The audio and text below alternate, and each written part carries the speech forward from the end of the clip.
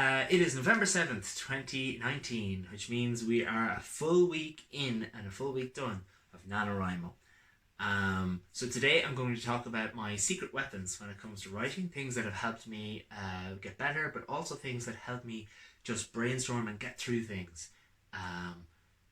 when I'm doing NaNoWriMo itself.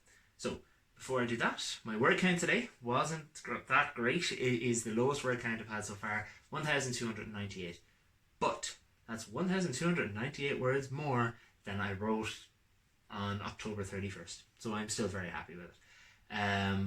I'm now, my amazing 3,000 word count that I did the very first day is now that advantage I got is starting to shrink. I'm only 1,000 words ahead of where I would be if I was writing exactly 1,667 words a day.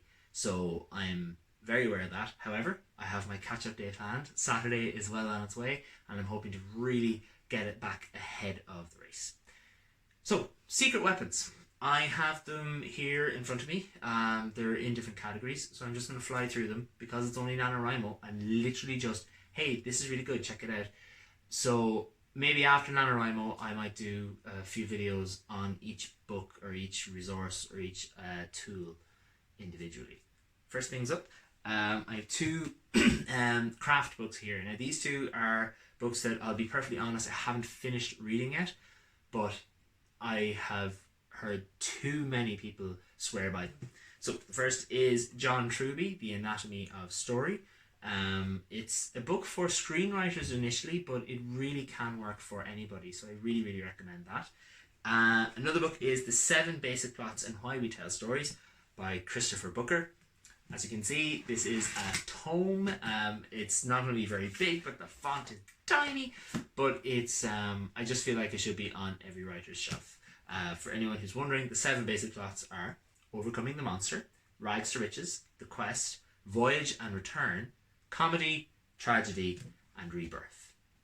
Now, next I have a book to represent a podcast that I'm highly recommending you listen to.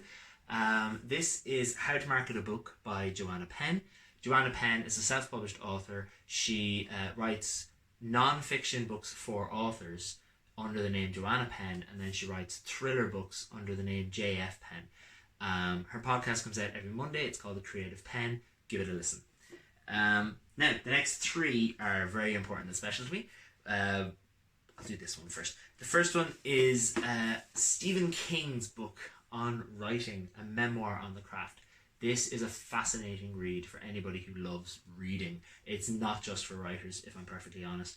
It has a lot about writing, but it also has what will probably only ever be King's autobiography-ish in it. One tiny little tip in it that I love: your first draft is whatever it is, your second draft is 10% less than that. Sounds scary, but it's very, very good advice. Next is On Writing and World Building Volume 1 by Timothy Hickson. Whenever Volume 2 gets ready, I am buying it.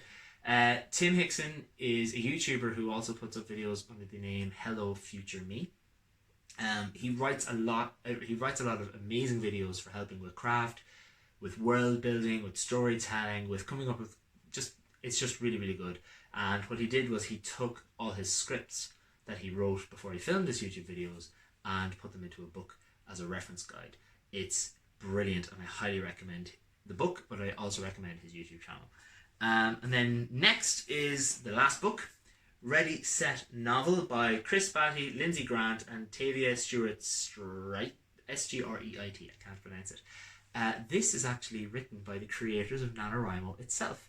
And one of the prompts in here, this is a workbook for authors. It's full of blank pages for you to brainstorm ideas, and it guides you through the process. I took this, I did not write in the book. I bought a special notebook because I wanted to use this again and again and again. Planned this. I will go into a full video about this in the future. Next up is my notebook system. So one of my friends might recognize this as an old Christmas present. I have different trains of thought. This notebook, for example, is my marketing ideas, my ideas for putting up videos, for example. Like, I came up with that ages ago in this. Then I have another notebook for writing my craft and improving myself as a writer and all that kind of thing. Taking notes when I'm reading all of those books I just showed you. If my house is burning down and everyone that lives in it and every creature that lives in it was safe, this is the number one thing I would run for. I honestly do think it's very, very important to me.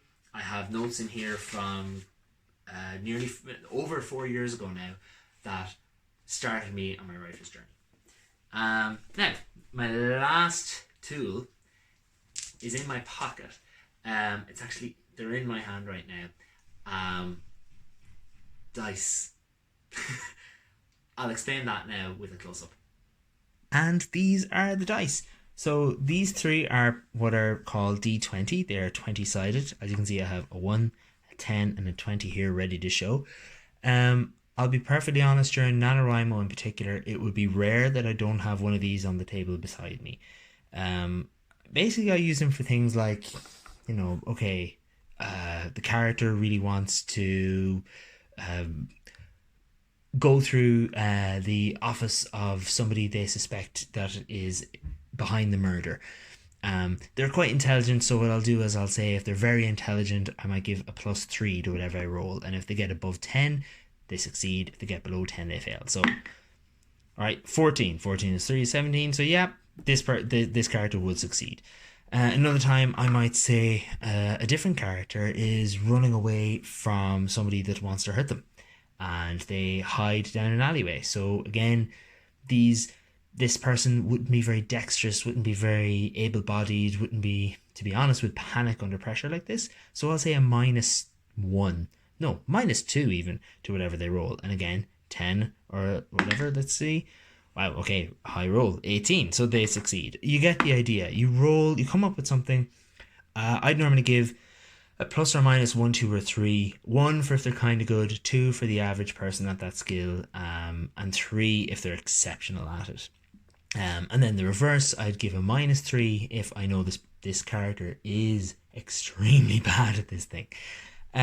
So that's how I would use dice. As I said, it doesn't have to be D20s, obviously, 20-sided, but these are nice because, for example, if it's a 10 and you roll an 11, oh, that would have been so cool if I rolled an 11. If it's a 10 and you roll an 11, then you can come up with the idea of, wow, this character just about did it. If it's a 10 is a success and you roll a 20, again, that would have been so cool if it was a 20. If they roll a 20, then, yep, they definitely knock it out of the park. So that's it for my dice. And that's it for today. So out of all the tools I have shown you, the books, the podcast, the YouTube, the dice, what do you think you would use to help you on your writing journey? Out of all of them, I would really recommend the dice being beside you during NaNoWriMo, but the others, if you have the time, go for it and try them out as well. In the meantime, let me know how you're getting on in the comments.